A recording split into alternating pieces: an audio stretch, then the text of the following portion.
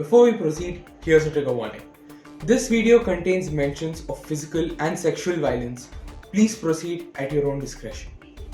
I am Karthikeya. You are watching Straight Up by edX Live, where we explore important issues in education that you should care about.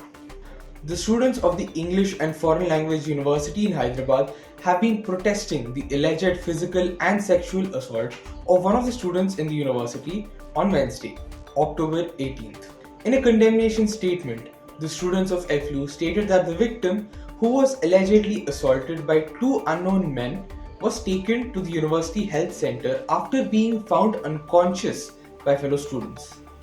The statement further accuses the health center officials of not only being insensitive but also discouraging the victim from going public with what happened to her.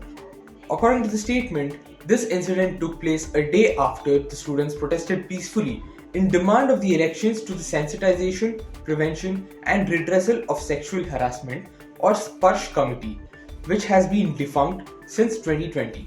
After the students found out about the incident, they gathered at around 4:20 am on Thursday, 19th of October. Then they peacefully marched to the proctor's residence on campus, demanding, and I quote, number 1, that the perpetrators be identified and punished immediately, and number 2, that the Vice Chancellor and the entire proctorial board resign in order for a fair investigation to take place, unquote. At 5 am, the proctor addressed the students but dismissed their demands as they could not access the CCTV footage. Meanwhile, the students were made to clear the place by the police, who arrived at 5:30 am.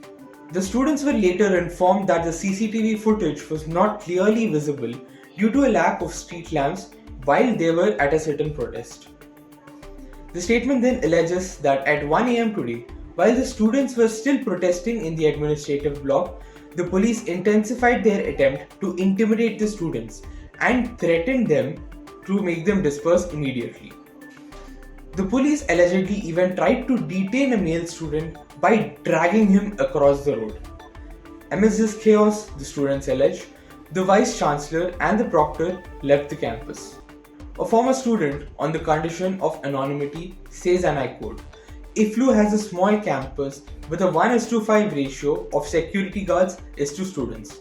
How did the assault take place under such strict surveillance and supervision? Unquote. In a press statement released on October 19th, the EFLU admin claimed that the protest took place as they disallowed an academic discussion on Palestine, perspectives on a literary resistance, organized by the Bafaki Study Circle in the new administrative block on October 18th. They also said that the Internal Complaints Committee of EFLU has alerted the police about the assault immediately after they became aware of it. Organizations such as the Students' Federation of India and the Fraternity Movement have condemned this press release and called out the admin's communal and anti-democratic tactics, while also offering their solidarity to the survivor. That's all we have for you today. We will be back with more stories from the world of education tomorrow. Like this video, share it with your friends, and subscribe to our YouTube channel. Don't forget to follow us on social media. Mask up and stay safe.